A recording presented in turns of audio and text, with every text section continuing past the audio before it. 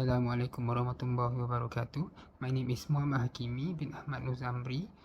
I will start with the question 1, which is calculate the liquidity ratio of Apple Incorporate. Comment on the liquidity position in 2022 as compared to 2021. Analyze and interpret the company performance. We have two methods to measure the liquidity ratio, which is the current ratio. The formula is current asset over with current liability. And the next one, which is the current ratio, which is the quick ratio, which the formula is current asset minus with current inventory minus with prepayment over current liability. So based on the data, we can summarize that in 2022, Apple Incorporate current asset had increased 0.42% from 134,836 million to 135,405 million. Inventory had decreased 24.83% from 6,580 million in 2021 to 4,946 million in 2022. Apple Incorporate current liability had decreased 18.5% from 125,481 million in 2021 to 153,982 million in 2022. The liquidity ratio of Apple Incorporate had decreased 0.196 times from 1.075 in 2021 to 0.879 in 2022. Based on quick ratio method, also shown decrease of liquidity ratio from 1.022 times in 2021 to 0.847 times in 2022. This shows that Apple Incorporate in 2021 had a good position to pay its current liability as the current assets are greater than the current liability. However, in 2022, Apple Incorporate may face higher risk to pay their debts. Okay, thank you to Hakimi for the explanation. Now I will continue with the next question. Suggest any 3 factors that affect the current performance of the company. The first one of my point is product innovation. Apple ability to innovate and introduce game-changing product has been critical to its success. Products such as iPhone, iPad and Mac are not only technologically advanced but also elegantly designed, appealing to a wide range of customers. Apple's ecosystem integration, in which its hardware and software work in unison, has been a significant innovation, resulting in distinct user experience. The company commitment to R&D is critical, driving innovation, allowing them to stay ahead of competitors and introduce new features and technologies. The next of my point is market demand. Consumer demand for Apple product is important in both existing and emerging market. Demand can be influenced by economic condition, consumer preference, and purchasing power. Apple's marketing strategies, such as creating hype around product launch and maintaining a premium brand image, contributed to the company's ability to sustain and increase demand. Because of the company's global presence and distribution channels, it can enter various markets with varying consumer behavior and preference. The last one is competition. The technology industry is fiercely competitive, and Apple is up against some rivals including Samsung, Google, and Microsoft, and others of company. Market share, pricing strategies, and product differentiation are all factors that influence competition. Despite competition, Apple's ability to retain a loyal customer base and command premium prices is a testament. The prices is a testament to its brand strength and product quality. As Apple has sought to protect its innovation, legal battles over patents and intellectual property. The intellectual property rights have also been a part of the competitive landscape. Hello, my name is Alif Razul bin Nur Hizam. Now we move to question 2. Question 2A. Two factors that affect the effectiveness of the company in managing its asset. For the first factor is intellectual property management.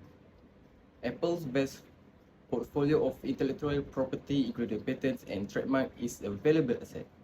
Effective management of this asset includes licensing agreement and the protection of intellectual property right. Apple's intellectual property management strategy is multifaceted and intertwined with its overall business strategy. It involves not only the creation and protection of IP assets but also strategic partnership, legal actions, and a strong commitment to innovation and brand protection. This comprehensive approach helps Apple maintain its competitive edge and maximize the value of its intellectual property. And the second factor is inventory management. Managing inventory levels is critical for controlling costs. Apple's inventory turnover ratio has historically been low, partly due to premium nature of its products. Efficient inventory management is necessary to prevent excessive holding costs while ensuring products are available when needed. Effective inventory control ensures that assets are readily available when needed without excess stock tying up capital. It helps reduce excess inventory, storage costs, and the risk of obsolete items. This can ensure that assets are tracked, controlled, and utilized efficiently. Categorize your inventory items based on criteria such as demand, value, and shelf life. This allows Apple to prioritize your management efforts and allocate resources more effectively. Thank you. Next, I'm going to present about 2 ways to improve the performance of the company for the ratio under asset management categories. The first one is increase sales. Generating more sales from the same level of asset can improve this ratio. Focus on marketing, expanding customer bases, and increase market share. Increased sales can lead to higher inventory turnover, which measure how quickly a company sells its inventory. A higher turnover ratio implies efficient inventory management and reduced carrying costs. This suggests efficient utilization of existing assets to generate revenue. For the next second one is demand forecasting. Accurate forecasting helps in maintaining optimal inventory levels. Avoid overstocking or understocking by aligning inventory with demand. Demand forecasting also helps in aligning production and procurement with anticipated sales. And besides that, when assets such as manufacturing equipment or warehouse space are utilized more efficiently, the total asset turnover ratio improves, indicating better asset utilization. Incorporating demand forecasting into your asset management strategy can lead to better decision making, increase efficiency, and improve financial ratio. Hi, I am Danish. Let's move to the third question for this assignment. The third question asks me to analyze and interpret the debt ratio and the profitability ratio as below and ask me if I want to invest or not in this company 2PM. Let's look at the first ratio for debt. The first one is the debt ratio. Company 2PM's debt ratio has increased over the time from 28% in 2021 to the 32% in 2022 compared to the industry average of 35%. And this indicator implies that the company is more in debt than the industry average. A high debt ratio is considerable as a problematic issue since it might lead to the unstable finances and company will gain a higher expenses from this element. Now is the second element for the debt ratio. Debt to the equity ratio. The company 2PM debt to the equity ratio has also climbed from 53% in 2021 to 55% in 2022, and it is a greater number than the industry average of 43%.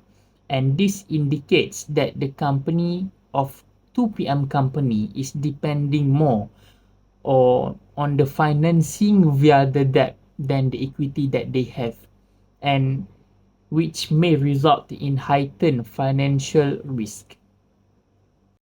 Now is the last element for the debt ratio, that is the time interest earned. The time interest earned of company 2PM has increased, and this is a good indicator for this company. But even the time interest earned increased from 3 times in 2021 to 5.2 times in 2022, but it is still less than the industry average of 4.1 times.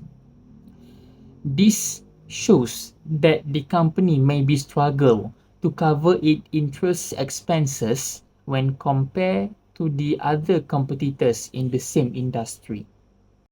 We have done about the interpretation for the debt ratio. Let's move to the profitability ratio.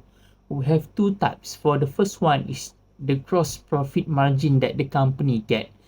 Company's 2PM gross profit margin is greater and good than the industry average, that is 76.5% versus the 60% for the average industry sign, and this is a good sign for company 2PM.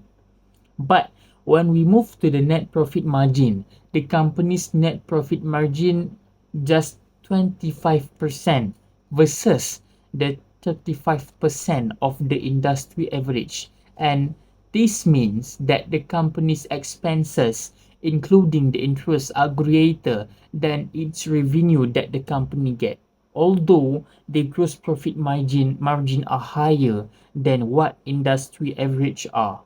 Now we have done for both two elements.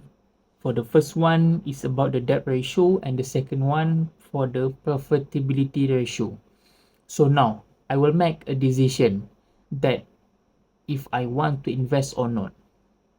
I think that I will not invest in this company because even the company 2PM shows a strength in the gross profit margin, but it raises a concerns with the increasing debt level and the lower net profit margin that they get compared to the industry peers. The higher debt ratio and the lower profitability ratio suggests a potential financial risk and a lower profitability, which I may not take it as a good investment for me, and I rather choose the another investment for the another company.